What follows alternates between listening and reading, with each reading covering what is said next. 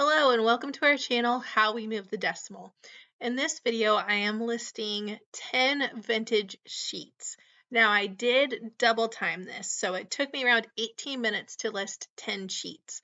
Mind you, I had already previously taken all of the photographs, so I usually pick one day a month or one day every couple months and just hammer out photographs. And I just did that over this weekend, so I'll have a lot more photograph videos coming up.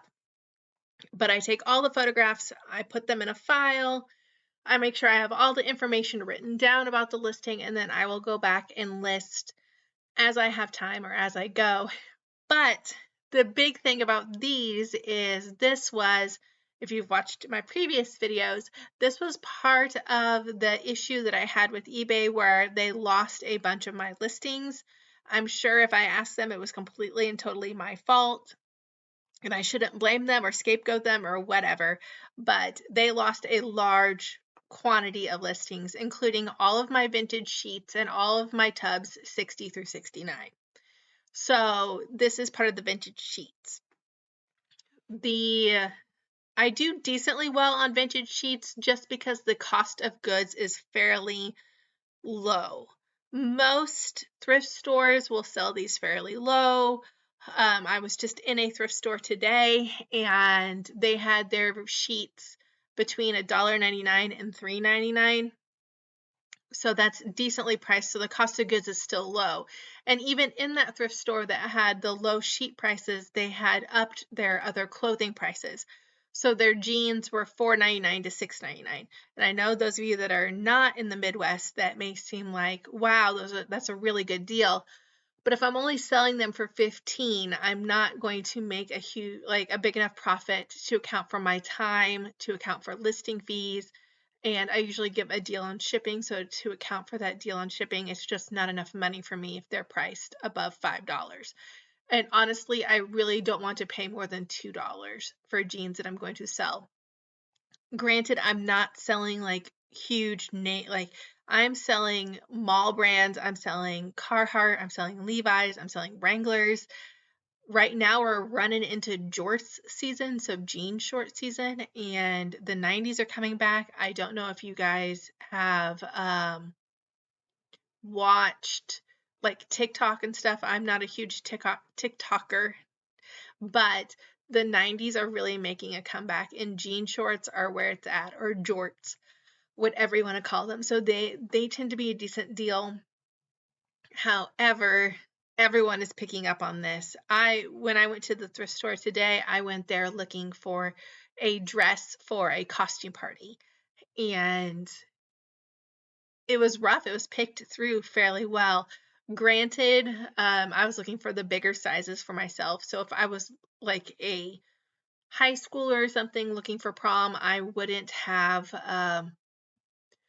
necessarily found what I was looking for because all of the sizes were bigger lady sizes like myself, and they were there to have, and their dresses weren't horrible for the ones I was going for, but I wasn't going for like a legit prom dress. I was going for like brides, like a really bad bridesmaid dress. I wanted shine, I wanted taffeta, I wanted tulle for my costume. So those dresses were fairly cheap, and I was able to pick up a couple for around $10 each.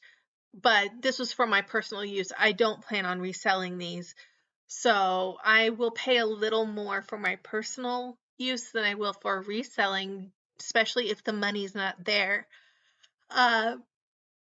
The only downfall is, like most thrift stores in my area, they got rid of the dressing rooms. So I just had to buy it, and fingers crossed. So I'm hoping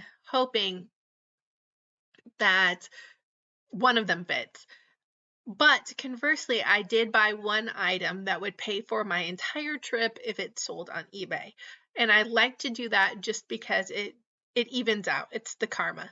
I'm not selling to make large profits. I'm a part-time seller. I have multiple jobs already. I have multiple children. They're all a job in and of themselves, and sports season is starting. So all of the practices and everything is starting right now, and it's going to get even crazier, even more hectic as my semester comes to a close. So but I do like to buy one thing that I can sell. So I feel good about a pair of shorts I got there that would pay for everything if it does sell. However, if the shorts fit me, I will be wearing them camping because they are hiking shorts. And this is like niche markets. Again, in the Midwest, I have no name brand stores left in our mall. All of our stores left. And we're a very, very blue collar town. But you can get hiking stuff. You can get, the 511 tactical pants, hiking, hunting, all of that. I can find that stuff. Granted, we're a little early for that. So people are just starting, and I'm recording this on the first day of spring. So I'm recording this March 20th. People are just now starting to get their outdoor stuff out. And I wasn't expecting to see outdoor stuff in the thrift stores until the end of April, beginning of May, after most seasons have started. Honestly, the season we're in right now is mushroom hunting season, but I will be on the lookout now for more camping and outdoor stuff and more hunting stuff. I did find a hunting vest recently too, so maybe people are getting their stuff out earlier. Again, in the Midwest, there's still a pretty decent chance that even though it is the middle of March, we could get more snow still. It snowed all the way up to the middle of April before. My children's soccer season starts this week, so that usually brings us snow on mid-season. So we get super cold. I have to make sure I have my van blanket for that. I was pleased with the thrift store I did go into. It's not a chain thrift store. It's just a local thrift store that supports a homeless shelter for women and children. And I usually have decent prices there, but it's very sporadic in their supply. So we have very few things to pick from. If I was desperately in need of children's clothing, I would not go there. I would not go there if I know there was not a large selection. So if I know I needed something, I would not go there, but I did go there because I'd hit a lot of other ones and I knew this one would have a slightly better chance of having a dress possibly.